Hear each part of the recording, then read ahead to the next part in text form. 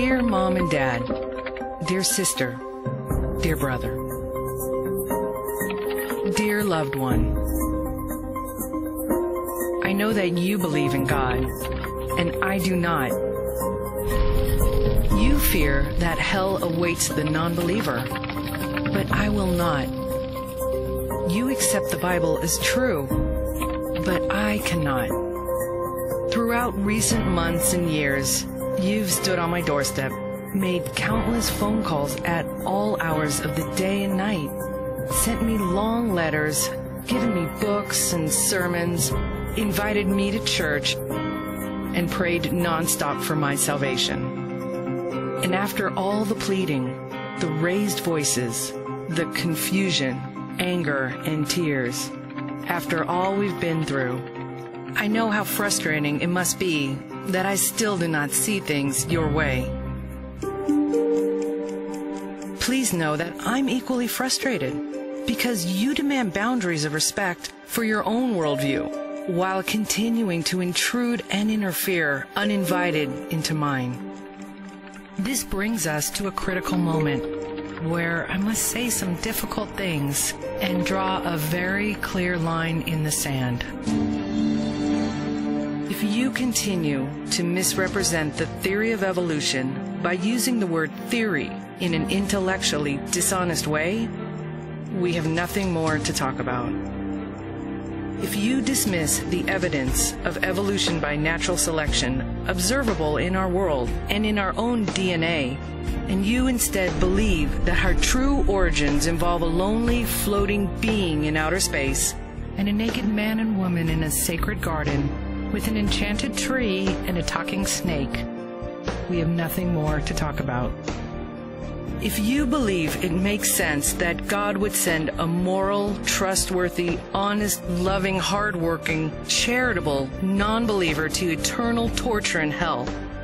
yet would allow a serial killer to enter heaven after a deathbed conversion, we have nothing more to talk about.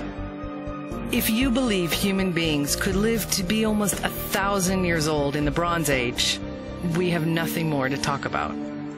If you believe that a church, God's house, should ever need to buy an insurance policy against disaster,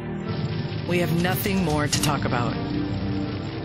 If you'd pay a $2,000 insurance deductible toward an invasive surgical procedure performed by trained doctors,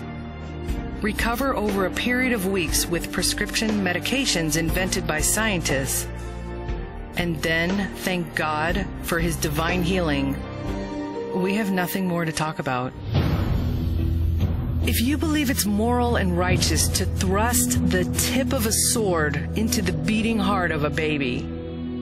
if you think it's reasonable that an all-powerful, loving God would not prevent 300,000 men, women, teenagers, and infants from drowning in a tsunami because He works in mysterious ways,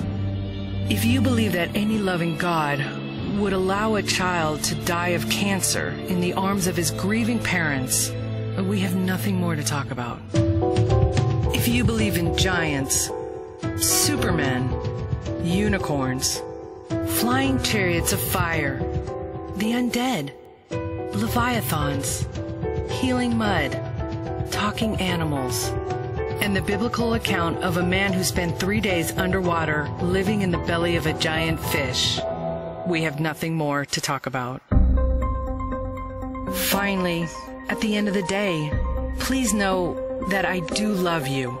But after all these unbelievable stories have been brought to light, if you still believe the burden of proof is on me, that my position is the unreasonable one, the fantastic one, the laughable one, and if you cannot and will not treat me, my private life, my choices, my personal boundaries, and my worldview with the respect I've so often asked for, we have nothing more to talk about.